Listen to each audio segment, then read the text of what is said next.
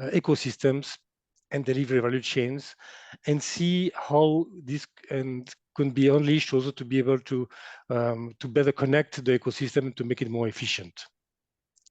And all these inputs that we are collecting by doing so, we're also aiming to improve basically the way we are operating with Gate or platform to address those challenges. So far with Gate, we've been able to work with around 20 technologies in more than 4 or 5 countries. You have a map here that shows the scope of it, but we really realize that we are at the beginning of a journey that has a much larger potential, but to make able to go there, we need to create a larger partnership. We need to look for partners. We need to look for specific to see ways of better connecting the stakeholder farmers. And therefore, we will use all the insights of the study that will be distributed after the webinar to you, and also some inputs, hopefully, from this webinar today, to build on, to better inform Gate activities and to improve the value proposition going forward. Thank you. Over to you, Jonathan. Thank you, Robert, and hello to everyone. Good morning or afternoon, depending on where you are in the world. So Robert's just quickly explained why we did the survey. I'm now going to spend a couple of moments explaining how we went about investigating those pain points, and then I'll be passing over to Charles, who will be describing the findings and the insights that came out of that. So Mara, if you could pop onto the next slide, please. First thing to say is it's in this whole exercise, it was really important to us to hear views from many diverse perspectives, and from people coming from different backgrounds, different experiences, different roles within that smallholder innovation ecosystem that Robert presented a second ago. And it's really good to see many people from some of these organizations joining the call here today, so we can share with you and recognize the contribution you've made to building our understanding, as well as many others who are not named here as well. Next slide, please, Mara. So we split the study really into 2 phases, and the first phase is what we call the discovery interviews. So the purpose here was to have some open conversations with people who know this topic area, and through those open conversations to try and build some understanding and to synthesize what we heard into some themes that we could explore further. And indeed, you'll hear in a second from Charles, this came down to what we call 16 desired outcomes that we grouped into 5 themes. And this is all about getting our heads around what is it that we can do, what are the areas that we need to act in if we are going to succeed in improving delivery of innovation through smallholders. So Charles, over to you to explain the different areas that we found. All right, thank you, Jonathan. And as Jonathan already explained, that these desired outcomes were grouped into 5 teams. So I will talk to you through the elements of each team, because each team contains between 3 to 5 elements. So what you have on column 2 is the desired outcomes, which is an element of a specific team. So on the number 1 is the understanding of value chain needs. So during the interview, participants emphasized that in order to deliver market-backed solution to smallholder farmers, that in order to deliver a market-backed solution to smallholder farmers, an understanding of their needs is fundamental. And also being that smallholder farmers are collectively the world's largest producers. So thinking about innovations to a larger group rather than individuals is vital for improving innovations. This explains the smallholder market potential. So on that, it's also an element which borders on to enhance collaboration with government for favorable policies. Here, the participants also emphasize on the need to involve public and regulatory agencies early in the innovation process for creating favorable environment for innovation and adoptions to succeed. Next slide, please, Mara.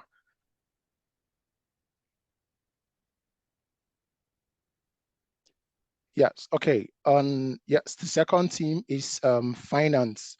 So on the finance, the importance of funding innovation beyond technology readiness was as well emphasized by participants during interviews. So participants were calling for funding to extend into scale-out strategies, which involves promotion through training or large-scale on-farm demonstrations as an example, and which could be achieved through blended financing model that involves pooling of public and private funds to secure the delivery of, for example, high value, cost-intensive, long-term smallholder innovations. So next slide, please, Mara. And the third theme is innovation process. So, elements here are improving the commercial mindset of R&Ds, which was also emphasized by participants. And on this, participants advocated for closer collaboration between people with the commercially mindset and the R&D teams. And for such collaborations to be maintained not only at conceptualization phase, but through technology readiness and commercialization. And this can be achieved possibly through public and private partnerships, given the limited public resources available for funding smallholder innovations, especially in developing countries where they abound. And also noting that such multi-sectoral partnership would offer platform for co-creation and for incentives of smallholder farmers and other stakeholders to be aligned earlier in the innovation process. And also the need for transparency and rigor in the innovation process was also emphasized as an area that also requires improvement. Next slide, please, Mara. So on the fourth theme is the innovation offer. So this issue of the dwindling extension agents to farmer ratio was also underscored, given the role that extension agents play in innovation adoption and also farmer education.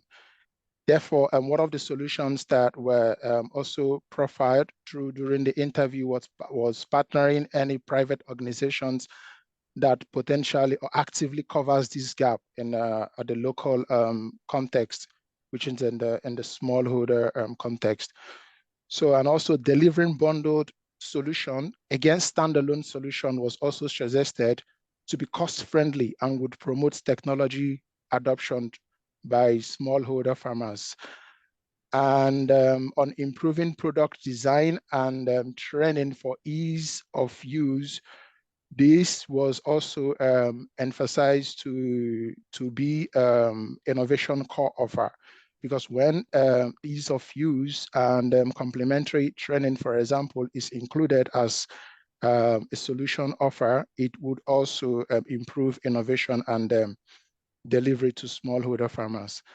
And also addressing the fragmented nature of smallholder farmers would require farmer aggregation downstream.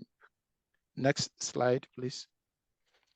So the fifth is the go-to-market. When all these processes has been accomplished and the innovation or technology had been developed, how do we ensure that they are successfully delivered to the smallholder market? So technologies in this regard targeting specific markets should, for example, be selected with local by involving local distribution channels or operators who already have grounds or occupying a specific market of interest. So which can be through development of connections with, for example, local agri-entrepreneurs, given the catalytic role that these agri-entrepreneurs play in advancing innovation at local level. And also the last but not the least was effective communication of innovation benefits and offer, which can come through field data sharing, cost of goods sold, information on cost of goods sold, and in other areas, where the other areas that participants emphasize that would require improvement. So with this, I will also hand over to Jonathan to also present the second phase of the survey. Thank you, Charles. Just to mention, there's been a couple of questions in the chat. This material we will share afterwards, and not least in the white paper itself. So there was a lot of stuff that Charles just went through in those different statements. Hopefully a lot of it resonated with you. But there's more information and more explanation of what's behind some of those things in the white paper as well. So phase one was identifying what are those outcomes, the desired outcomes, and grouping them together. We then moved into the phase two, which was all about quantifying the importance of those different statements that Charles has just been walking you through. Again, quantifying that in the eyes of the people who know what's going on, the people who are involved, and many of you guys included. And here in the table, you see and many people in many different categories across the ecosystem who were involved in this second phase, because we deliberately expanded the number of people, widened the number of people we were talking to at this point. So how did we quantify? Very simply, there was a series of statements, each of which was linked to the respective desired outcomes. And for each of these, we asked for a score from 0 to 10 in terms of how important the respondents felt that particular desired outcome was in terms of helping to deliver innovation to smallholders, and how satisfied they were with the current state. And these two numbers are then combined together in this thing called the MSG score, the Market Satisfaction Gap score. And you can see at the bottom there, it's very simply calculated as taking the importance score and 10 minus the satisfaction score, so if you like a dissatisfaction score, and multiplying those two together to get a number which we call this MSG score, the satisfaction gap score. And this little graphic here explains then, what does that tell us? What does this number, this MSG number, tell us? Because you can plot that onto this type of graphic, and you get kind of four regions, if you like. The bottom right, where you have the lowest MSG score, that corresponds to where people are least worried about it in terms of the importance of the topic, and actually also most satisfied with the current state. So there's not really an enormous driver to do something with things that are scoring in that quadrant. By comparison, at the top left, where you have the highest scores in the red zone, that's where it's something which is of great importance and the current state is not acceptable in the views and the perceptions of the respondents. So clearly those are the ones that are most important to do about. And then the other two quadrants are worth looking at. Those are where either it's super important, but actually the current state's not too bad, or where it's not quite so important, but really the current state is a long way away from where we'd like it to be. And so those are places that there may be a case to do, there may be something worth looking at as a second priority to the red area. You also see there's a little line there corresponding to a market satisfaction gap score of 30%. The reason that line is on the graph is because that's a kind of rule of thumb that says if something is above and to the left of that line, then that is, in the view of the respondents, something where it is worth investing some money, some resources, some efforts into resolving the issue or the question or the challenge that's been raised.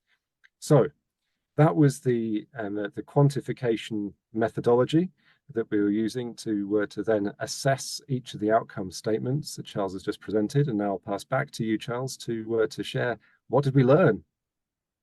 All right, thank you, Jonathan. And thank you for also doing much of the work, because you already explained the market satisfaction gap scores. Because yes, when you look at the table that we have there, you see the disaggregation by upstream and downstream actors. So this shows that all the desired outcomes were also required improvement. So because none of them has a score less than 30. So when you look at them, you will see that the scores for the upstream actors ranged between 39 to 49, and the one for the downstreams ranged between 30 to 40. So coincidentally, this happens to be like 10 points different from the lowest and the highest for each of the actors. So having said that, all desired outcomes have MSGs greater than or equal to 30. So stakeholders perceived sufficient market value to justify investing in innovations and improving these areas in order to improve smallholder innovation and delivery. So basically what you have seen here are all the desired outcomes, which were grouped into teams in the last two previous slides that we showed. So this is what this slide is saying, that all the desired outcome that were identified requires improvement because they have MSGs equal or greater than 30%. Thank you. And next, please. Okay. So comment on this chart, what we see here is the upstream versus the downstream actors, but this has to do with the ratings that most of you participated in. So this is showing clearly the difference in dissatisfaction between the upstream and downstream actors. So the upstream actors are more dissatisfied than the downstream actors across the identified improvement areas. So what does this tell us? And our hypothesis here is that the upstream actors are more aware of what could be done, but isn't being done in the smallholder innovation and delivery. So this is what basically in summary, what this graph tells us, because looking at the upstream panel, you see that they are aligned towards 4, the lies between 4 and 6 under this satisfaction x-axis scale, and it lies between 6 and 8 for the downstream actors. So thank you.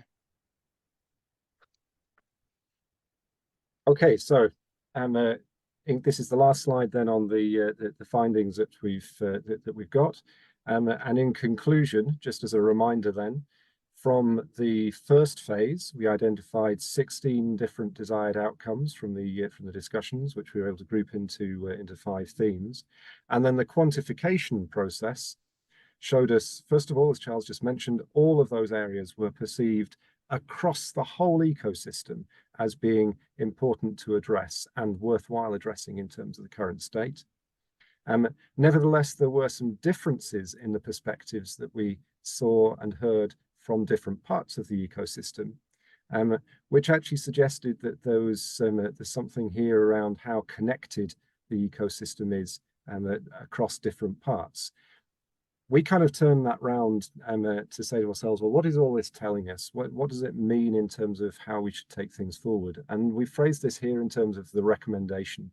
And really that recommendation is to say that there is a need to strengthen the ecosystem, and in particular to strengthen the connectivity across the ecosystem, so that all the different actors that you see here on this diagram are connected to each other, are involved together in developing solutions or innovations, bringing innovations to the smallholder community who need them, and that this is worthwhile, because universally all of the different areas have been reconfirmed as very important to address.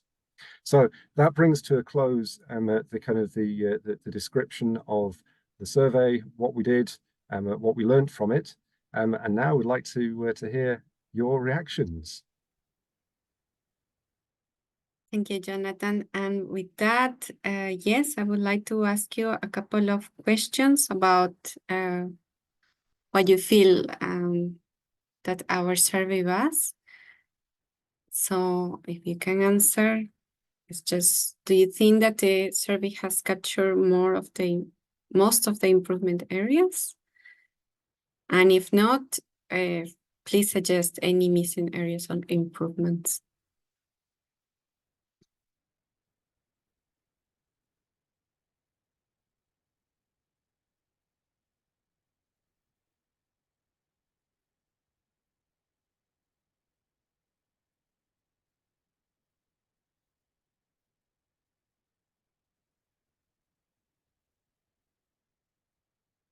So maybe I can share you there how the things are going. There's a couple of no answers, which are very interesting. Please tell us where the gaps are, because this is what we are really interested in hearing from you. Most of you were part of the survey. Okay.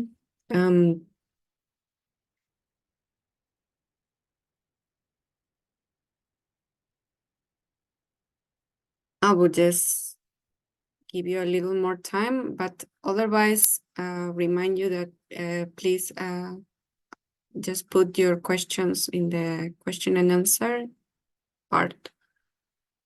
And I will just capture what your answers were.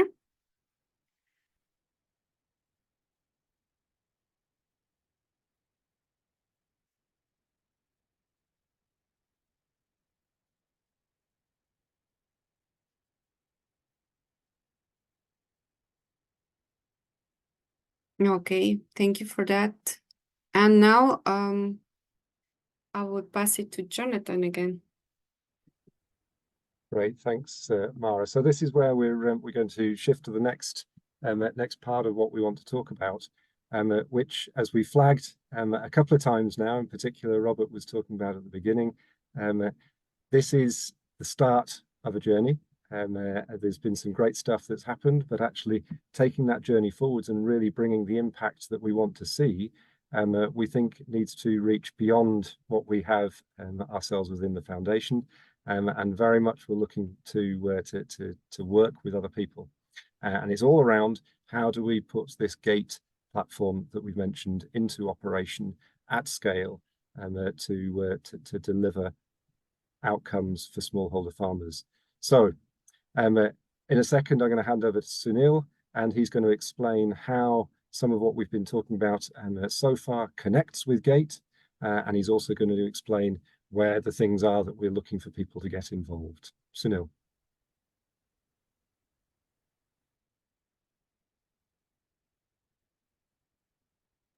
Apologies, muted, usual faux pas. Thanks a lot, Jonathan. Appreciate all the work which has been done and the explanation that has been done till now. And hello to everyone. Good morning and good afternoon to wherever everyone is in the world. This is a slide which you have already seen. Jonathan has gone through this in great detail, but we cannot but emphasize that this is what GATE envisages to do, is to connect the smallholder innovations to the and create an ecosystem to deliver innovations to the smallholders. Now, it is an online platform to deliver innovations. How are we going to do that? Mara? So what we have done to date with GATE, we have built certain components of the ecosystem. Now, as we move through the stage gate process from the left to the right, these are the components that we have built. Probably not perfect. We do believe that there are some gaps in there. And this is where we are looking for some partners to help us on our journey as we create this ecosystem. Further on, as we move from left to right, and we'll move further to the next slide. This is where we believe that we require partnerships to be sought to complete the ecosystem. And this is what GATE would look like tomorrow when all the parts have been joined up and the gaps have been filled, and we have partnerships, a robust partnership to create this ecosystem. Mara?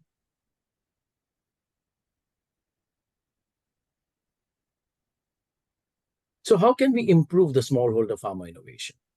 On the left-hand side, you will see that we are looking at partners to enable the GATE offer. Who are the partners? Partners who have the complementary capabilities like us, something like expertise in the go-to-market area. people and partners who have additional geographic presence over and above what we have, or in places where we have and we lack certain and we have some gaps. Definitely funding, that's the key. Patient finance, blended finance is so key to this whole thing because the whole system is so disjointed. How do we make that? That requires patient capital. So we're looking at partners for that. On the other side, you'll notice who are going to be our clients? The innovators. They want to reach those, smallholder farmers, but how do they reach them? And that's been something that GATE wants to address. It's and if we get this whole ecosystem perfect, we should be able to address a lot of that in the global south, where the smallholders require this. And the others are owners who require these innovations. So one is innovators taking it there, and the other ones having the pull and saying, hey, listen, can we get these innovations? So as we go to create this between the partners and the clients, I think we'll have a wholesome ecosystem developed, which we saw in the slides earlier. So this is our call, which we say, how can we improve the smallholder farmer innovation?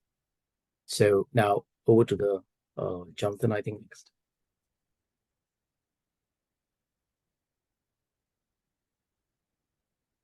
Thank you. We would like to open the floor for you. If you have any questions, I see that there are some on the section of Q&A already. I guess I would just address them as they come. We one have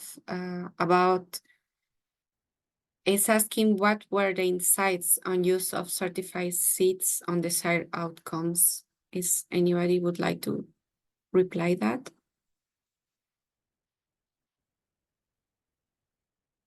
Yes, I already was replying to the question via chat, but I can also say it here. So yes, Stephen, thank you for that question. So this came under improving the rigor of innovation process. So participants also emphasized on the need to for quality input, because for you to take innovations to smallholder farmers, it has to be superior to what they are doing at the moment. And most of the quality seeds that we have now, especially maybe, for example, the ones that has been developed by some maybe IITA and other CGI centers, has not reached the smallholder farmer. Something like the climate smart adapted seed, maybe like seeds that are adapted to drought, high temperatures, and even salinity. And so if these solutions are not incorporated into the solution or the technologies that are being extended to smallholder farmers, they would not see any need to change course, and this will also affect adoption process. So the need for quality input also came up and was really emphasized. I hope that answered your question, and thank you. Thank you, Stephen and Charles, for this. Now we have one from Bernard Dumbia. How can agricultural service delivery centers have access to new agricultural irrigation technologies through artificial intelligence? Perhaps let me try to take this one. It's on, so if you just go back to the findings of the study, where we have emphasized basically some gaps around context, access to finance, the process of innovations, and also the innovation offer. I think taking these different aspects into consideration, I truly believe that AI here can play a role, not only for irrigation, but also in terms of supporting those different processes and these different areas of work, and make sure that they can also deliver the best of it around it. And that's just to give an example, I think, from the one that you have mentioned around irrigation. I think it's what you realize today is that many times also to have the right irrigation system or technologies in the right place, we need to make sure that this is also not only a technology that it's work in a specific area, but that it's also well suited locally, but it's also that it fits the purpose, that is also the financial model is also allow farmers basically also to access the technology, and that there's a right business model to it. So I think all these different aspects needs to be enhanced, and in parallel, that's why we're talking also about an ecosystem that works, and AI can definitely play a role. Anyone else? I don't know, Mark, do you want to complement something?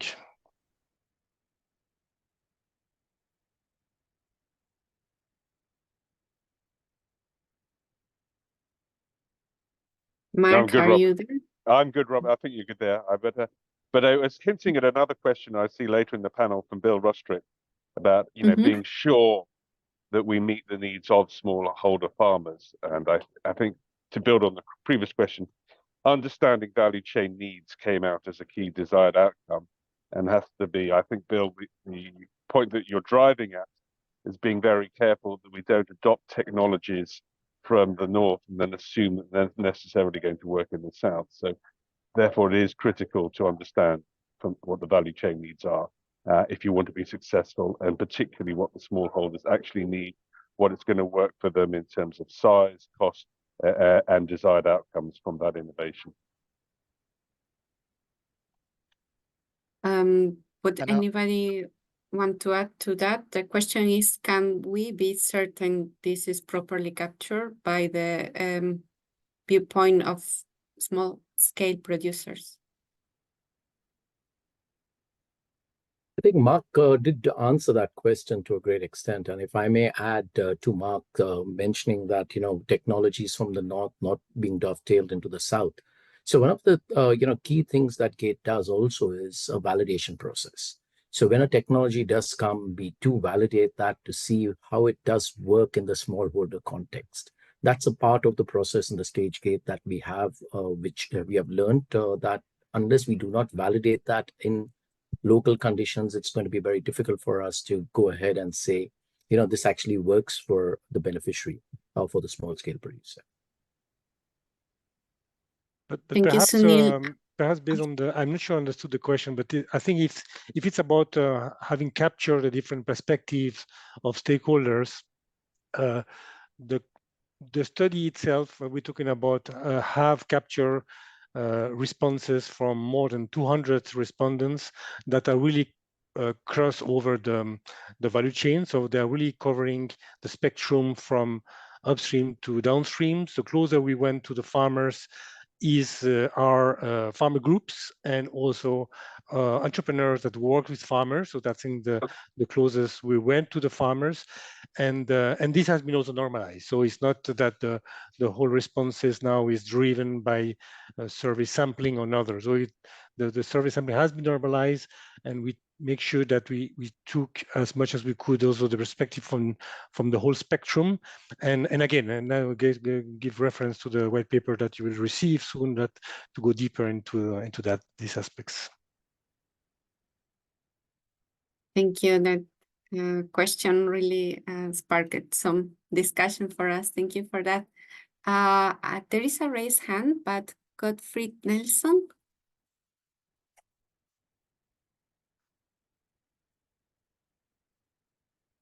Can you talk now? I have just unmuted you. Yeah. Hello. Yeah, Mara, thanks very much, Mara. I hope you can hear me. Yes, can you yes, hear we me? do. Yes. Yeah, this is Gottfried Nelson Ajiman. I'm Secretary General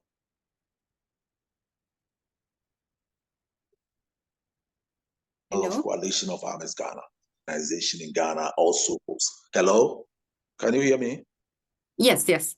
We lose you for a second, but I can hear you. So our farmers organization also hosts the West Africa and the Africa Farmers Alliance, which is in the English-speaking Africa, as well as the Global South English-speaking world. So we are representative of the Global South smallholder farmers, if you like. So what we see is that even in your study, The farmers' institutional framework, farmers' organization and cooperatives are not around the table. In fact, in most interventions, that is the case. Everybody else claims to represent farmers and not farmers themselves or farmers' organizations themselves. And for us, that has been the missing link and also the gap for which reason innovations have not been adopted at a very woeful level that almost perspirates and perplexes innovators, scientists, and researchers seeking how to improve adoption of innovation by smallholder farmers. The solution is very simple: mainstreaming farmers' organizations.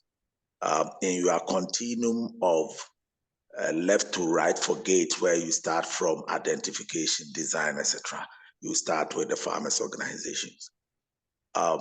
What happens is that not all farmers, smallholder farmers, are in farmers' organizations. But if you start with the farmers' organizations, especially bottom up, what happens is that they rob, those in organizations rob on other farmers that are not in organizations. And research has documented information is already shared. Unfortunately, this important institutional framework is ignored, or most times used as tokenism. So if you see your presentation, I didn't see any mention of farmers' organizations or cooperatives. Everybody else represent them, but not themselves.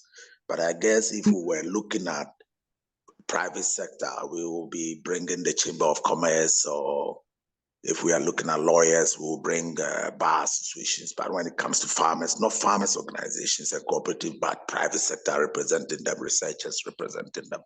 This important gap has to be filled. Otherwise, all our efforts will not yield much. We are available to hold your hands and show you how this might be done. We have, for example, initiated a project in Nigeria and Ghana to engage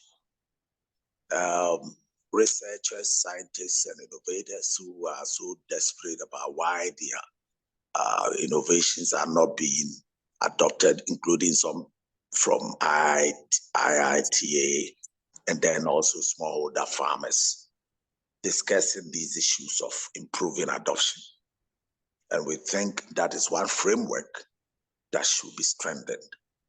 The answers are with the farmers themselves and with the farmers' organizations. We are not a tabula rasa. Okay. We have our own memory. We have our own mechanisms of communicating with one another, translating what we receive. And so find a way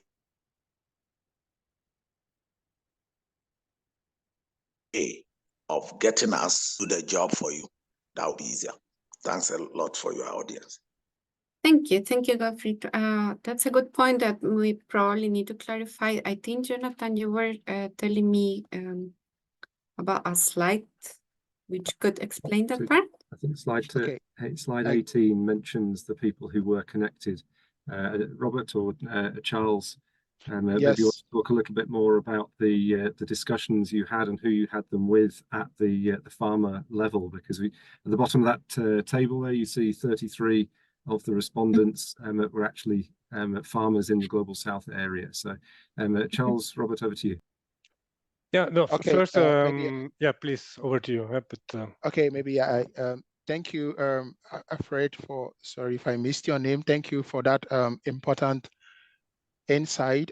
What we have just showed here, it's I would say is more of a high level snippet from the white paper that we have produced. So this involvement of farmers and farmer cooperatives also came out strongly almost in all the desired outcomes. So when we share the white paper and you read it, that's where you will see where all these things were mentioned, and that for you to develop innovations that are acceptable by the farmers, they have to be stakeholders in it.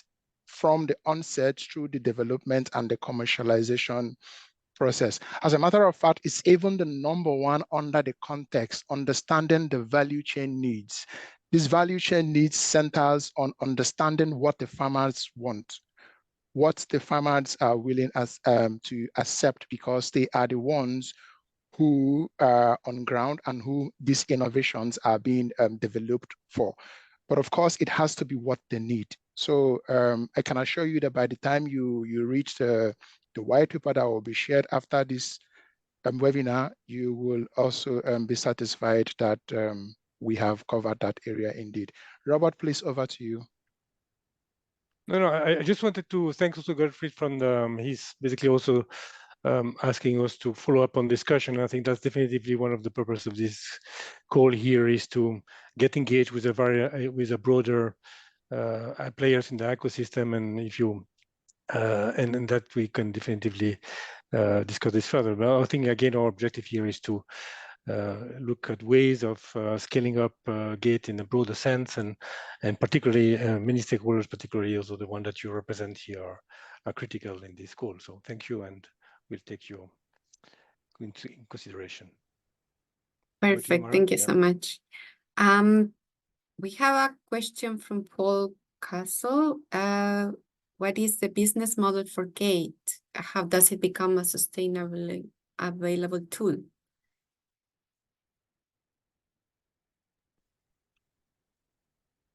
So GATE, so GATE will, initially I think we're talking about the survey, I think, itself. So this will be available through our webline. We'll send the link afterwards.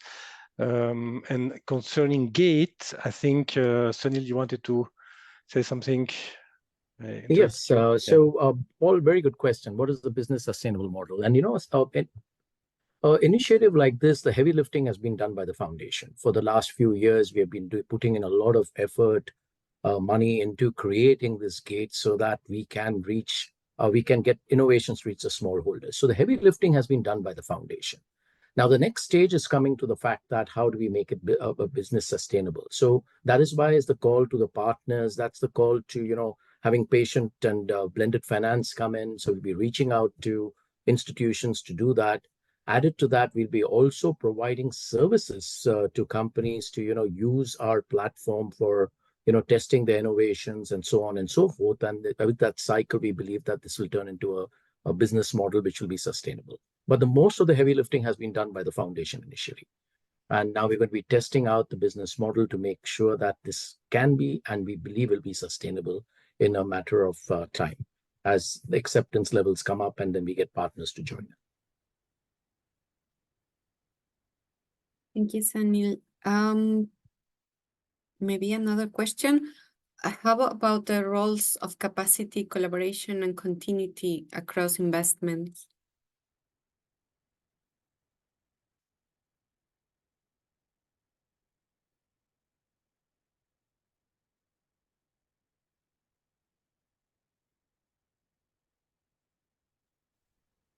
Okay, Charles? if I may, please. So Yes. how about the roles of capacity, collaboration, and continuity across investment? So I will maybe separate capacity under this, because when we presented, you could also find in the white paper that we talked about the need for training, because solutions or innovations that are not plug and play should be accompanied with training, right? The training of end users, in this context, smallholder farmers, on how to use these innovations and technologies. And the others, and the rest of the questions borders on what Jonathan explained when I finished with my presentation on one of the slides, which involves like a holistic approach involving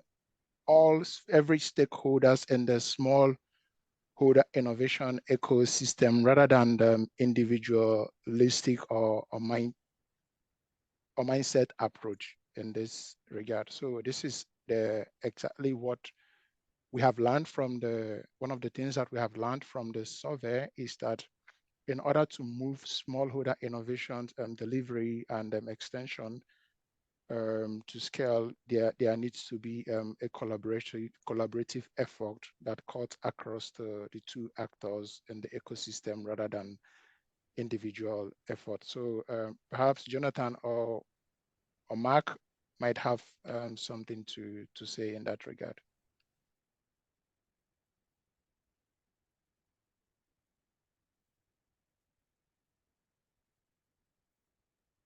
I mean, I clearly would like to hear from the audience on their views. I mean, and I think this should be a two-way discussion.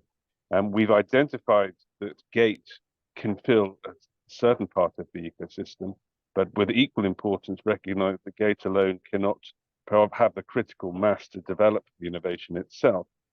And so we're interested at this part of the discussion, particularly to hear what other partners. We heard earlier on about farmers' organizations can be a key part, collaborative partner to help build capacity across the value chain. What were you thinking yourself as might be potential solutions?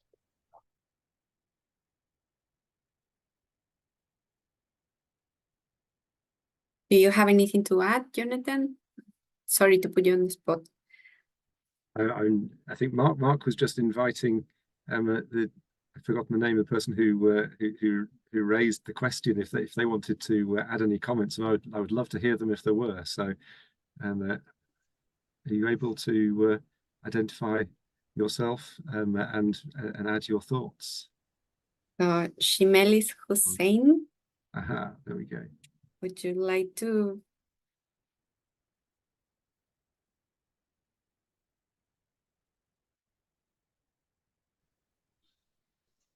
Hello, is it me? Is it to me? No, it's Shimelis Hussein. This organization. Yes, I think I need to allow him. I think you need to raise your hand if you would like to talk.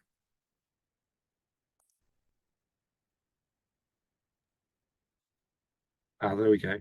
She mostly says raised her hand, so they're fantastic. Thank you, Mark. Yeah.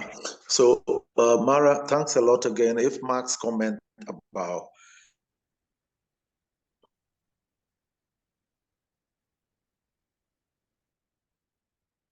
farmers organizations, but I didn't read the white paper, but I would love to read it. All right. Hello. Oh, that's me. Hello. Yes. Hello, Mara. Yes. Can you hear Yes. me now? Yes. Yes, we do. Okay, this is Shimelis from South Africa, the University of KwaZulu-Natal. And thank you very much for sharing the results of the survey. I am one of the participants, and I think you have really captured it well. I'm happy also. I learned the method you summarize the data sets, and quite impressive result. I like the approach, the GATE approach, because you also use it in plant breeding and the seed systems, which shows really the right orders of the innovation in its use, its application. So my comments actually on the issue of capacity, collaboration, and continuity. Somehow I think it was answered. It came from one of our collaborative study, and maybe some of you might have read it. There is a policy brief with the United Nations Foundation and the African partners, which is about empowering climate resilient smallholder agriculture by investing in agriculture research, serving smallholder farmers. So I think it's really the message is that investment in agriculture research and adaptation is below the estimated in Africa, in sub-Saharan Africa, and this has been a disadvantage for food insecurity and climate change. So based on our survey, based on our also discussions and outcome in the end, I think somehow agreed with your recommendations. The capacity is an important issue. Capacity, even from the innovation side, not only even from the receiving end. is from the innovation side. Who has to be the innovators and how do they innovate? Do they consider the smallholder farmers' requirement and needs and their value chains? Capacity is really important, including also the farmers' training, as it was mentioned. Then the collaboration is important, but I think that collaboration should be also contextual. It shouldn't be something, it's just only for collaboration, for giving our names and remain quiet or not contributing that much. So if that collaboration is more contextual, more meaningful, really, it can have impact. Then the issue is also investment. Sometimes there are some investments being made, but at the middle of the activities, the investment will stop, and then things want to work out in a sustainable manner. So those capacity, collaboration, and continuity across investments are really key messages that I want to share with you. Thank you. Wonderful, Chimelis. Thank you so much for your participation. Would anybody want to react? We still have a little time. Yes, please. Let me allow you.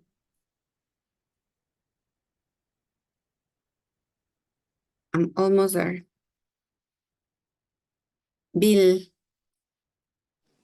Hi, can you hear me? I don't know, I'm speaking to you on an iPad, so a little bit remote, but if you can hear me, great. Yes, we do. Community Agribusiness Partners is all about getting innovations into the hands of smaller scale producers as groups. And the one thing that we always find, successful innovation depends on a collaboration. And it's really thinking about how do you get collaboration amongst investors, suppliers, markets, and what's critical for the success, and is often the reason for failure, is the poor governance. What I mean by governance is the relationship between the different partners, not just the relationship between the finance, innovation, and the smaller scale producer. It's as much the governance between the innovator, the market, the supplier, and the financier. So it's collaboration of collaborations that's so important, so critical to make some of the innovations that we've got involved with successful. So I'd say this is the critical piece, good governance. And governance could be described as what's the contractual relationship, the purchase and sales relationships, what's the relationships with extension agents, governments, etc. But those are the four things, I think, having done this for a number of years now, we find all those elements are critical to make these innovations successful. And when you do, my goodness, the speed at which they happen is incredible. And it's, once farmers understand the value of innovation and see the value it's going to bring to them by being part of a group, which includes innovation, they start being innovators themselves and coming up with suggestions you'd have no idea, where did that come from? And the whole thing moves, in a spectacular way without any help from us. So that's my kind of insight to here. But let's keep collaborating and build something. And it's never certain what the end result is. So if you think this leads to A, leads to B, leads to C, that's something that very rarely happens. Thanks, Mara. Yeah, it was very beautiful, Bill, to think about smallholders really welcoming these innovations. Would anybody want to say something now? I think Bill has articulated it beautifully. What he has mentioned is just perfectly on the spot. We learned it very early in our journey that, if there was no collaboration, these things wouldn't work. So thank you so much for it, Bill. We will definitely reach out to you and, take all those learnings further and, help build this business model to become much, much more robust in a way. But very well articulated. Thank you so much for that, Bill. I don't know if anybody else would like to raise their hands. Is it? Mark just raised his, I don't know. No. I have a last question about what is going to happen with our survey.